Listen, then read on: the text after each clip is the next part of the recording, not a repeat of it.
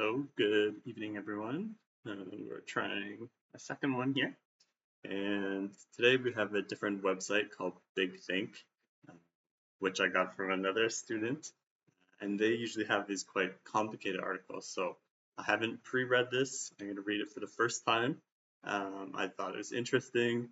And if there are sort of words that I sort of don't fully understand, maybe I'll go through them, or if there's some complicated words, maybe I'll touch on those as well. Okay, so let's just try it, and you can let me know how it goes for you all.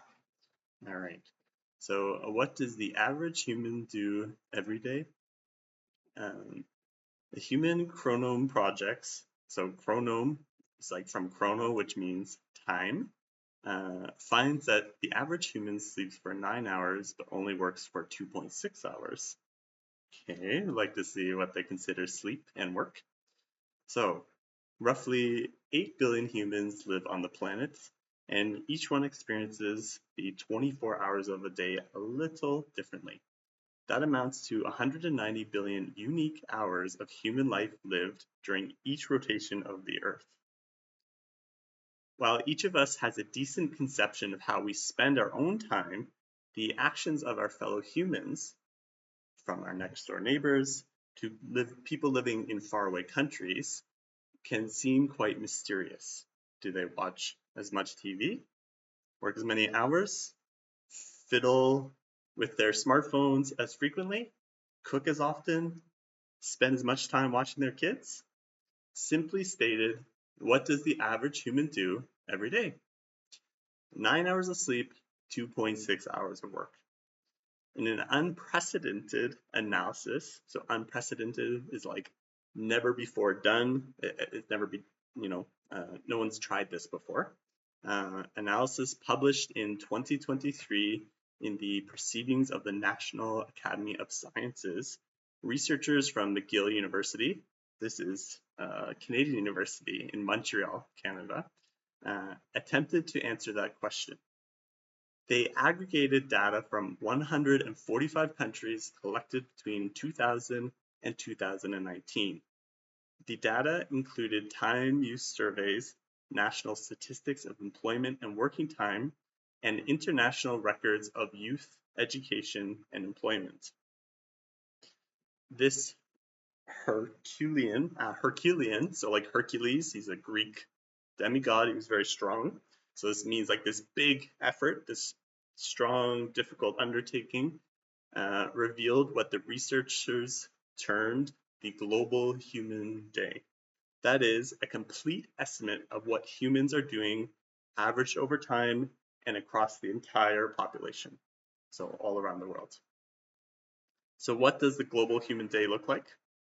First and foremost, the average human spends about 9.1 hours sleeping or resting. That might seem like a lot to the sleep-deprived adults out there, but remember that the study includes data from children as young as newborns who catch a lot of Z's, and Z's just means sleep. It's like a Z, Z, Z. This is how we represent sleep in comics or in text. While awake, the average person spends close to a 1/3, so 1/3, 30%, 33% of their day on passive, interactive, and social activities. These roughly 4.6 hours include reading, watching TV, making art, playing games, going to gatherings with friends or family, or simply doing nothing at all. Eating food and preparation accounts for another 2.5 hours. Hygiene, including grooming, washing, and dressing, takes about a 1.1 hours. Cleaning and maintaining the spaces we inhabit costs us about 0.8 hours of the day. Though employment can be hugely time-consuming for working individuals, when looked at through the lens of the global human day, it appears as a mere sliver of time, just 2.6 hours. So they're measuring babies all the way to retirement, I guess.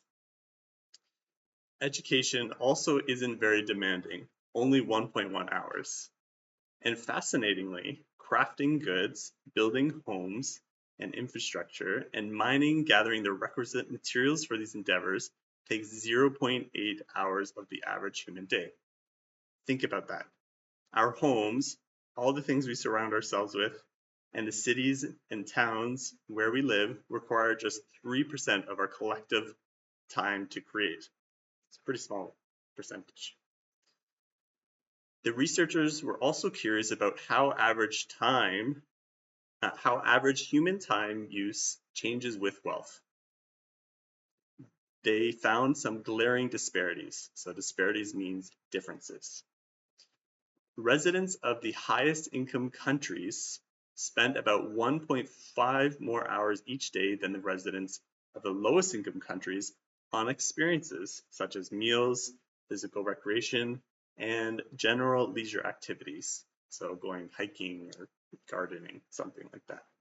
Additionally, people in the richest countries spend an average of just 5 minutes a day growing and harvesting food, while people in the poorest countries spend well over an hour doing so. But researchers found a lot of commonalities too. So commonalities are things that are the same or things we have in common.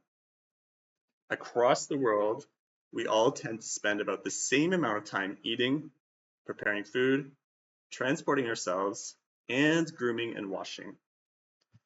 The Human Chronome Project. The immense analysis, again, big analysis, constituted the first published data of the Human Chronome Project, an effort to create a database of global human activities. By assembling the Human Chronome, the researchers say that we can compare ourselves to civilizations from the past. More importantly, we can see from a high-level empirical perspective what our species is doing on our planet and make more informed decisions about reallocating our collective time to change the world and society for the better. That sort of makes sense. So if we were able to make our own time diaries for each days, but we scale that up to the human, we can sort of change things for the better. Understanding how the global human system functions is crucial, so very important, if we are to sustainably navigate planetary boundaries, so across planets, so going to Mars, for example. Adapt to rapid technological change, such as artificial intelligence, and achieve global development goals, the researchers wrote. Time, it has been said, is the coin of life, and in a globally connected society, it is essential to have a thorough global understanding of how that coin is spent. Okay, so actually pretty short, a little complicated, but there you go. I'll put the link in the description. And there's no questions I have here, but if anyone has some questions or some comments, feel free to drop them in below or talk to them in class. And yeah, let me know what we think of this website. It's too complicated or if it's just at the perfect level. All right, take care. Have a good weekend.